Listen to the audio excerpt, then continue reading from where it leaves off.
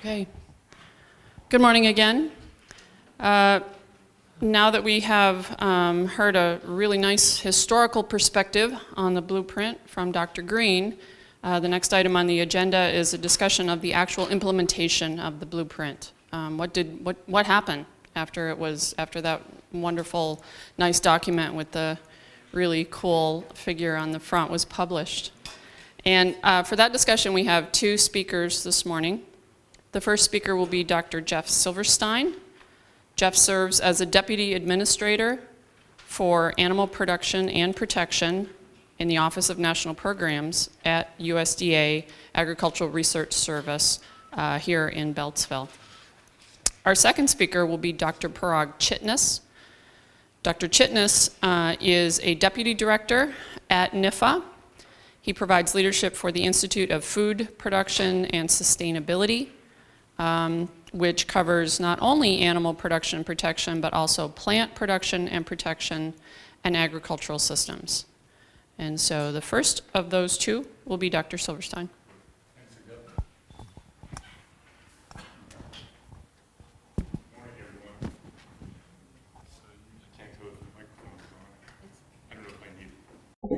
Anyway, I'll just get started. It's great to be here, and I'm really glad to welcome you all to the National Ag Library. I've been here for a number of really excellent meetings, and I think the thinking stones, the viewing stones along the side had some great energy for our deliberations.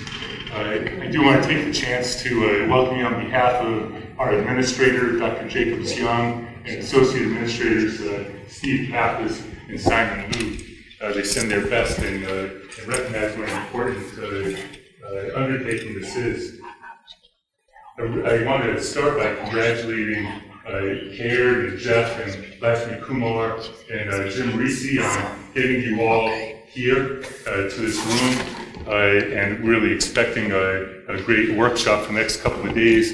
And I want to just take a minute to thank Janice Borman, Lauren Coleman, Janice Forrest, and Kimberly Watson, who are the people that you probably have the most gratitude towards. They're making sure you have a hotel, that you're going to get fed, that you'll have coffee. So they do a really important job.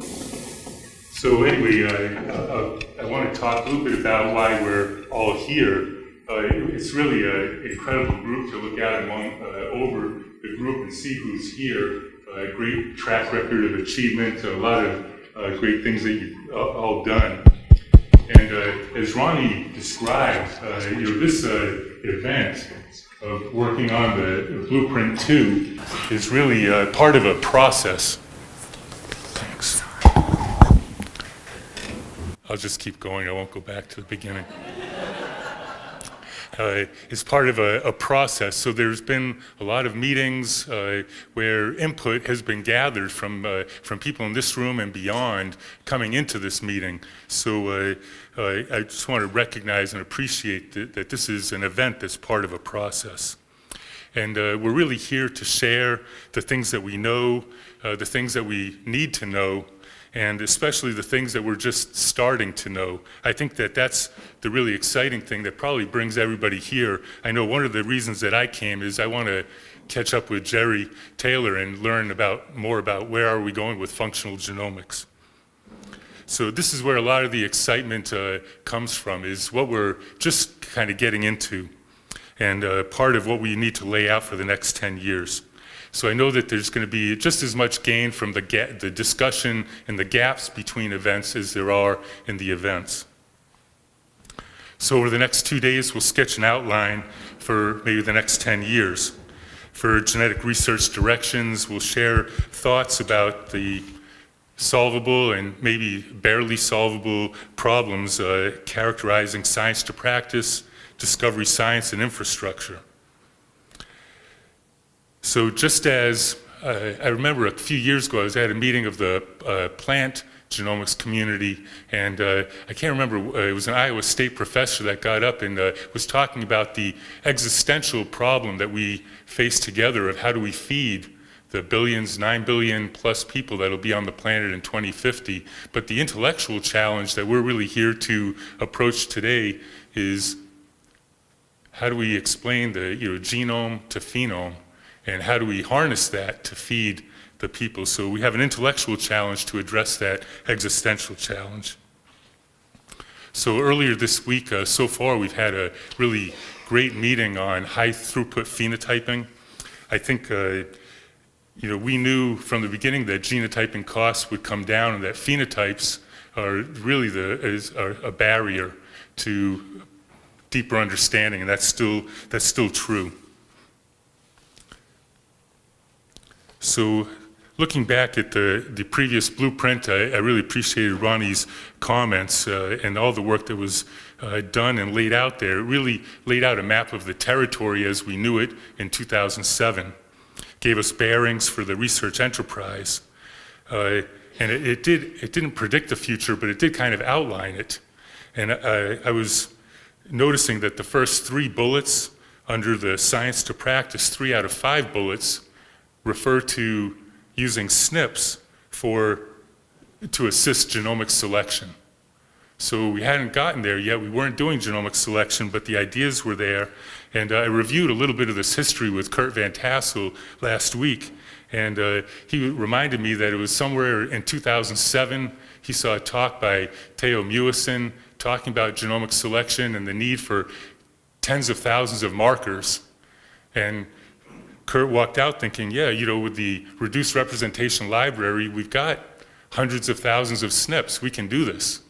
And a year later at PAG, the first predictions-based genomic selection, predictions were being reported, and within a year, they were being used by industry for selective breeding in dairy.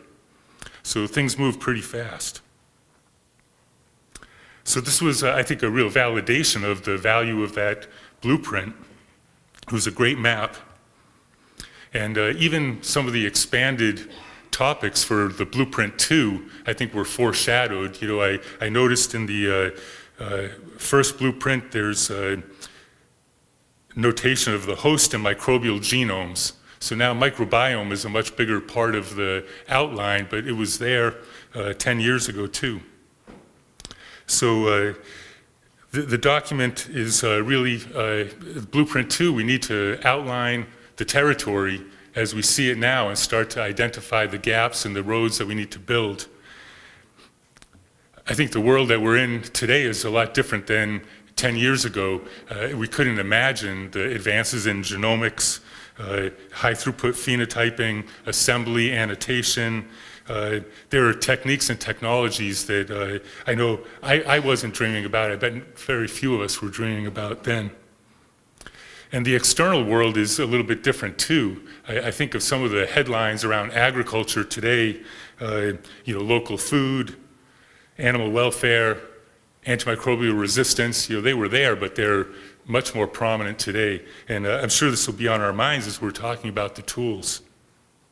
Another thing that was different, we had congressional earmarks. We don't have that now.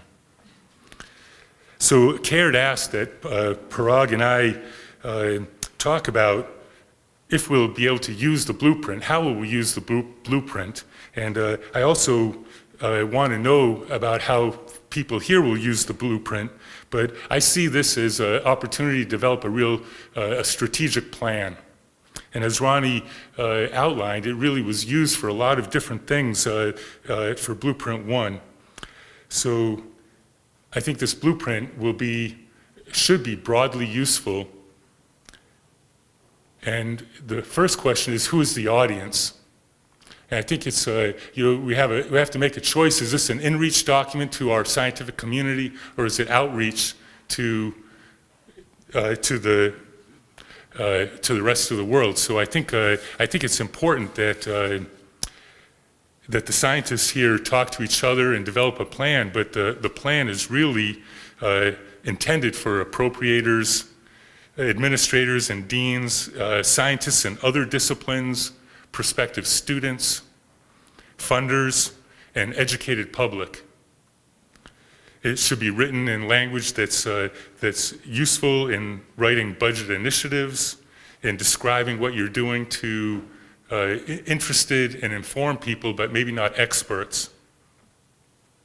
It should be language that will help us communicate with other agencies, international researchers to understand some of the fundamental and practical challenges that we are prioritizing and that we're going to aim to solve in the next several years. So an outreach document needs to be written at a bit of a higher level. It should be short enough that it's widely read and appreciated. I came across a quote from Winston Churchill where he talked about a document that was so hefty that by its very length, this document defends itself against the risk of being read. So we don't want that. So I think it is a hard document to write because the ideas have to be expressed simply and without a lot of jargon. And it has to be framed in terms of initiatives and new directions because, as you know, it's very hard to get more money to keep doing what you're doing. We have to write initiatives to get money to do things that we're just thinking about getting started. It's a lot easier to get money for an innovation and an initiative. And I'm sure the plan will be consistent with USDA REE, Research, Education, Economics, the mission area within USDA, the ARS and NIFA strategic plans. And it will be extremely useful for framing budget initiatives, for framing calls for requests for proposals, and then for us to report on how we're meeting these goals. So I'm hoping for a blueprint that we can use in all of these ways. I'll definitely use it. I hope that it's useful for all of you as we support the agricultural research mission. So I appreciate the chance to say a few words. Thanks a lot for giving me this opportunity. I'm really looking forward to the workshop and working with you, reviewing drafts, helping, adding ideas where I can. And anyway, I'm really looking forward to working with you the next couple of days. Thanks.